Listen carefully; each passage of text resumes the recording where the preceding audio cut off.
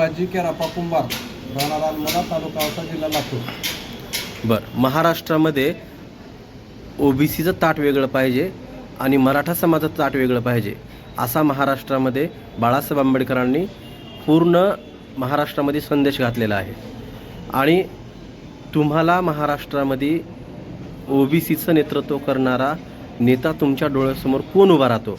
आणि दुसरी गोष्ट महत्त्वाची, तुम्हाला दुसरा एक प्रश्न आहे कुंभार साहेब, की महाराष्ट्रामध्ये शरद पवारांनी जी की जनता ओबीसी सर्व जानता राजा म्हणून म्हणतात, पण त्याच जानता राजाने ओबीसीशी घात करून जरांगे पाटलाला समर्थन केलेलं आहे मराठा आरक्षणासंदर्भात.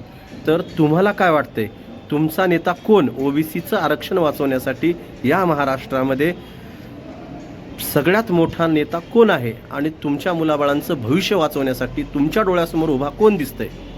आमच्या भविष्यासाठी एकच नेता आहे, प्रकाश आंबेडकर.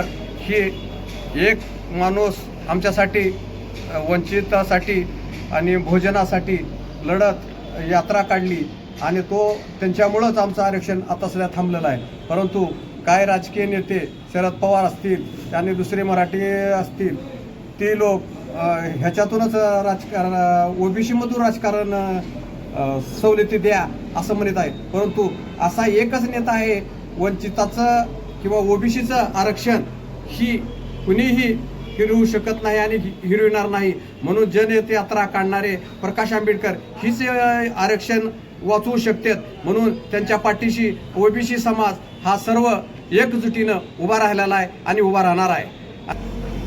महाराष्ट्रातील ओबीसी समाज, टोटल महाराष्ट्रातील ओबीसी समाज येत्या इलेक्शनमध्ये आमच्या बाळासाहेबाच्या मागं खचून एक दिलानं एक मनानं दलित, मुस्लिम आणि ओबीसी, वंचित आणि बंजारा समाज हे समदे एक मतानं बाळासाहेबाच्या पाठीमागे राहणार आहेत आणि ती बाळासाहेबच मुख्यमंत्री होणार ही निश्चित आहे. ही आमची तळमळ धडपड आहे आणि आम्ही बाळासाहेबालाच मानणार. बाळासाहेबच आमचे नेते आहेत, दुसरा नेता आम्हाला कुणीही नाही.